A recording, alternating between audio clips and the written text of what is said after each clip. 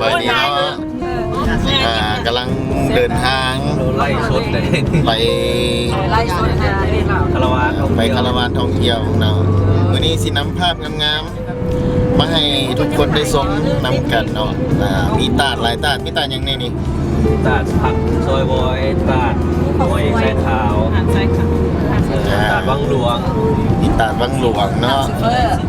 โอ้ยเราไปจอบอะไรมันเต็มแล้วมันจอบแล้ว ข้างหลังเนาะ เจ้าว่าคุณออกเลย ไอ้ดีว่าญาติบอล ก่อนหน้า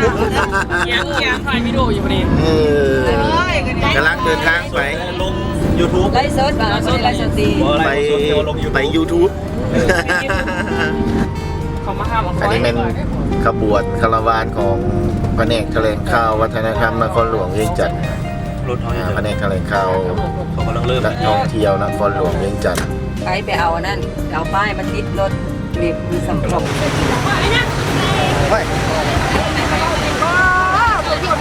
ขบวนคาราวาน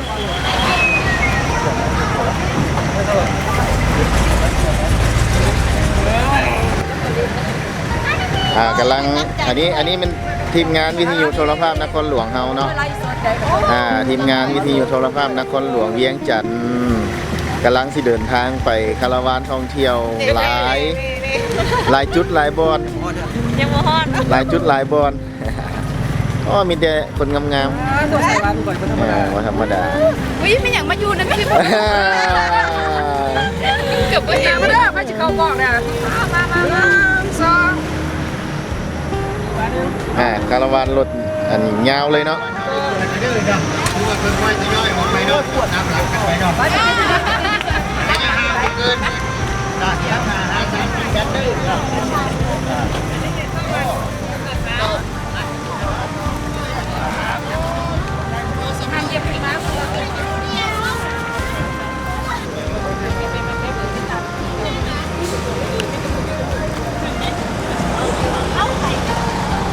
เทป เบอร์80ซุมเฮา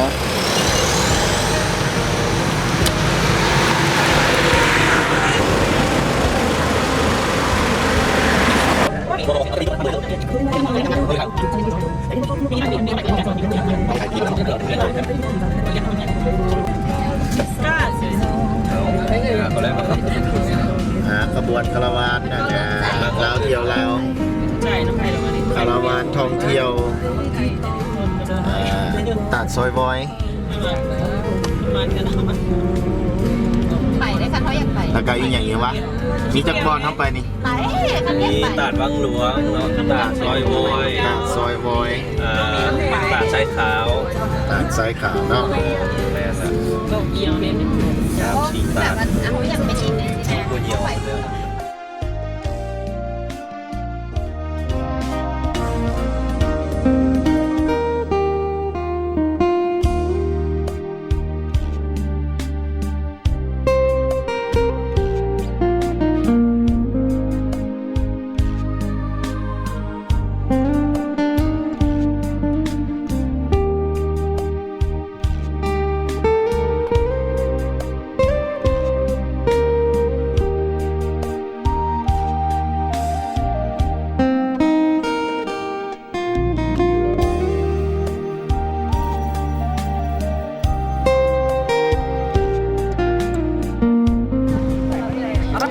อ้าวพักกันไหมอย่างนี้ มาเที่ยวมาเที่ยวคาราวานลาวเที่ยวลาว ลาวเที่ยวแล้ว ปี2019 ไอ้เหี้ยเนาะมันแย่วะเนี่ย แล้วจะเป็นยังไง สถานที่กว้างขวางงามงามหลายกำลังขึ้นไป ไปจะเป็นยาทายแต่พยายามไปดูนะไปยามไปก่อนยาทายมาวันนี้นะ โอ้ยนะที่ใส่นะที่ตะดำเลยใส่ใส่เนาะนะมือซ้อกัน สารคดีนั่งหนิ่มตัวนี้นะ จะพ้นมาสิ มึงลบก็เอาน้ำตื้ยนะเอาละจอด บ่ตอนยางธรรมชาติแล้วนะยามนะ โอ้ย พี่ยังเจ็บก้นว่ะ เอาเด้อ ธรรมชาติ 1 2 ธรรมชาติ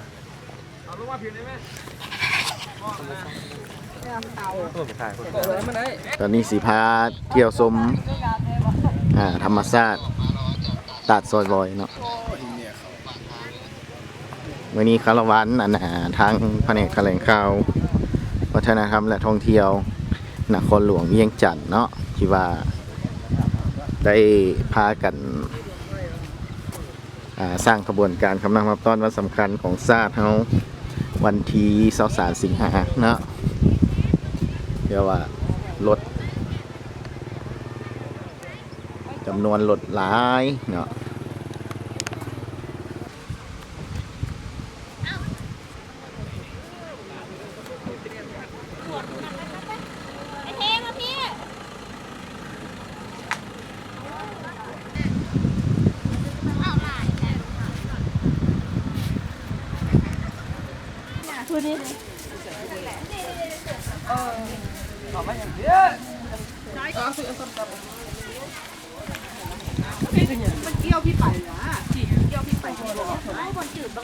พี่นะไปทางนี้พี่นะ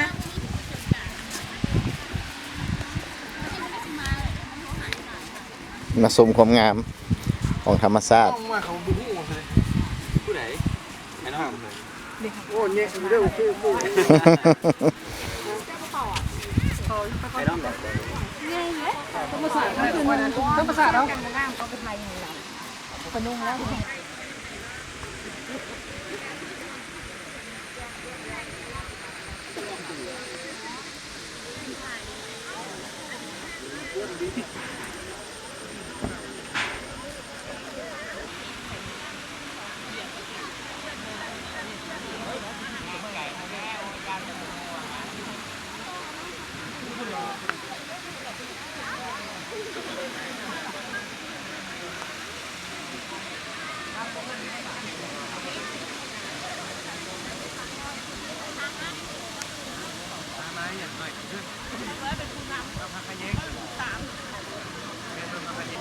หาไทยไหมตัวนี้มันต้องจะนิ่งแล้วมันต้องมีฟ้าเดือด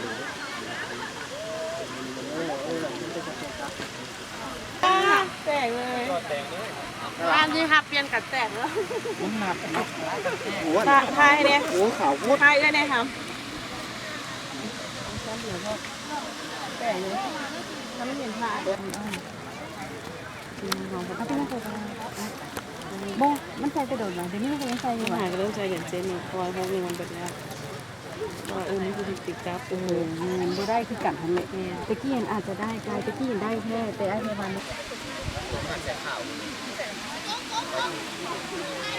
ออกแหล่งไปตะกายไปเจ้าเขาสวยเป็นแรงตาทำเซอร์ เริ่มเปลี่ยนเลย โอ้ยเนี่ยขบวนพวกจากขบวนน้ำแบบมันมีคนเป็นเรื่องที่นิ่งแล้วเอาลงลูกมันเลย สำคัญที่จะกระทึงกิ่งลงมาหรอ ยิงลงมาคือเท้า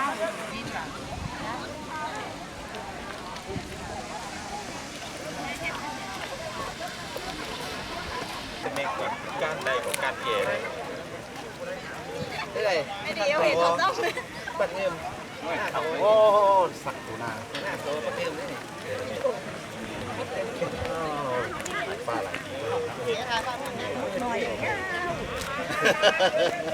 จับอยู่ฝั่งนี้ ไป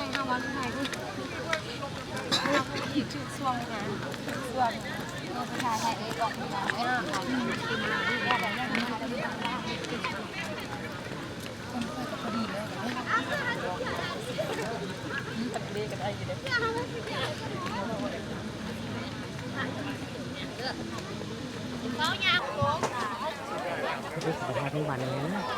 ไม่เคยเห็นวิวนะไปขึ้นไปวันนี้ก็จะมาแล้ว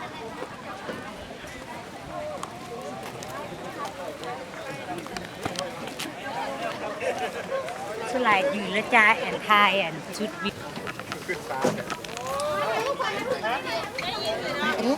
ไปอยู่พุ่นคนด้วยไปด้วยนะไปด้วยโอ้คนได้เยอะแค่พูดแม่ตัวน่ะเอ้ามวนตัวเดียวไปรถกีตาลูกตอนนี้ ลองเบิ้ง ถ่ายทำเลยอ่ะถ่าย ถ่ายเลยได้นี่ถ่ายอยู่ได้ ถ่ายวิดีโอได้น่ะ วิดีโออ่ะภาษาแอค แอคแท็กสบายดี เดี๋ยวให้ใคร กินงานเก่าดูให้หน่อยนะให้เห็นภาพนิ่งนะ กำลังพาขึ้นไปชมวิวบอนงามๆเนาะมีแต่ผู้สาวงามๆนี่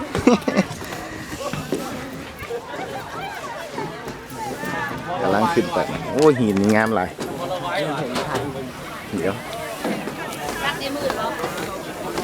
ตกขันไดเลยเนาะ รักในมืดปะ เป็นท่ามาจะลุมเล่น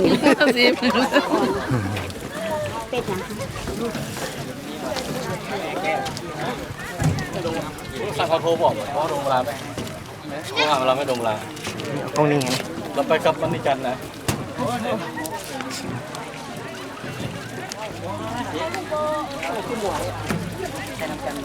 ครับ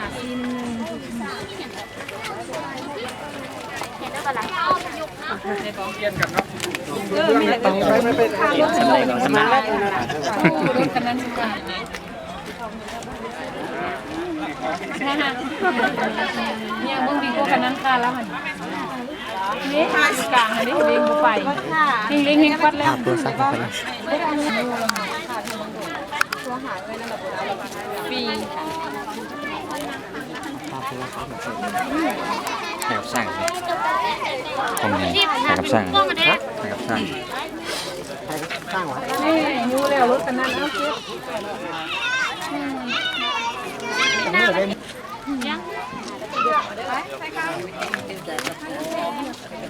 แล้วเป็นไทยให้กันติดตัวอันนั้น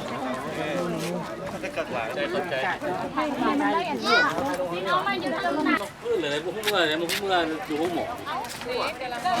ระวังไม่ดีลืมสติเลยนะพวกเขาเป็นตายก็เป็นตายไปเลย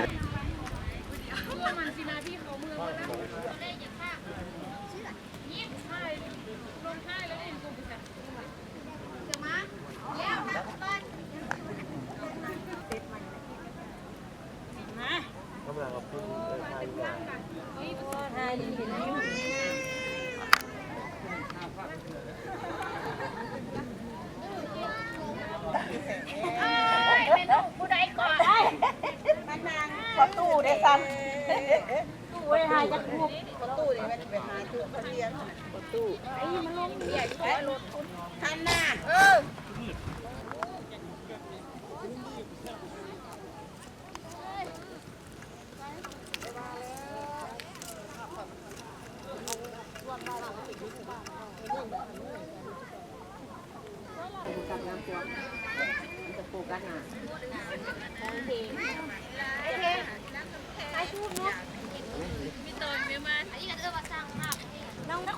สบายดีน้องแมว มาฮอดจุดเทิงนี่รู้สึกเป็นยังไง ได้เฮือน้อยหนึง ในเฮือน้อยหนึ่ง เป็นการออกกำลังกาย วิวงามเนาะ ไขมันอากาศได้เห็นธรรมชาติงาม ธรรมชาติก็งาม น้องนิมเป็นยังไงน้องนิมเมื่อยบ่ โอ้ยมวนหลายอ่ะงามอีก งามหลาย งามหลายธรรมชาติงามหลายเด้อชวนทุกคนเด้อมาเล่นเด้อ เป็นยังไงนุ่มโบ มานั่งโฆษณาเห็น บอกว่าให้ถ่ายรูป โอ้ยวิวงามวิวงามวิวงามอะ ตาลมาเลยของทางเก่านี่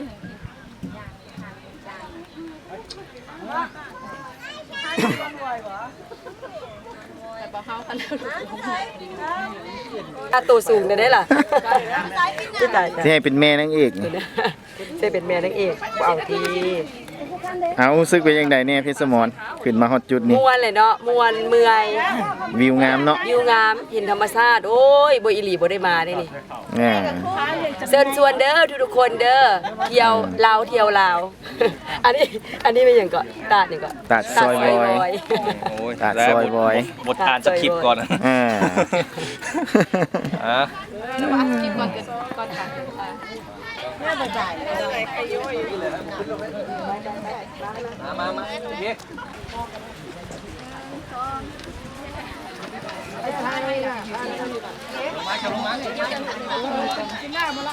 ลงมาพายขึ้นมาแล้วมันแซ่บเอาแล้วนี่ ไม่ทำนี่สักนิดไม่ทำค่ะ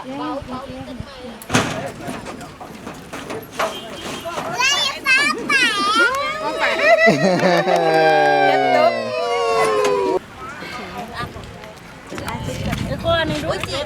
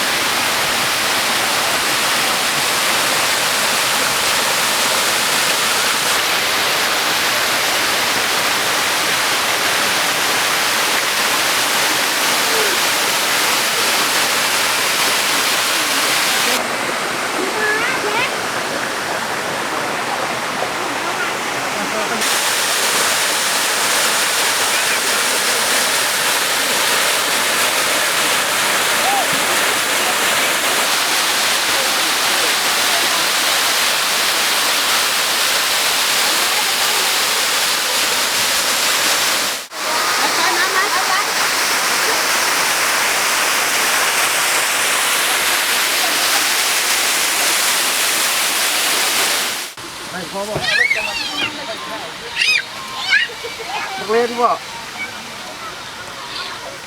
กูมันยางลอย เราหลัดมาเมื่อกี้นี่เห็นเราอยู่ไวขนาด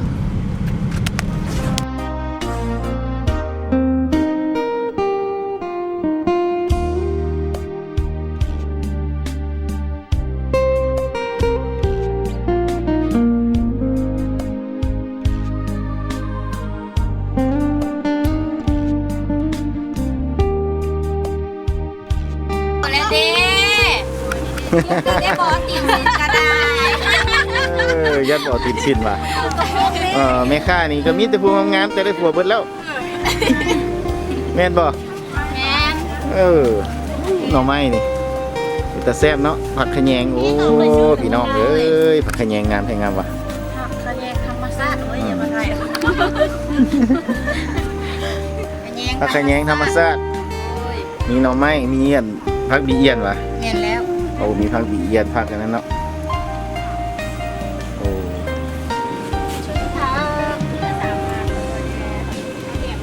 โอ้เป็นแต่แซ่บเนาะ เอาจากโลบ่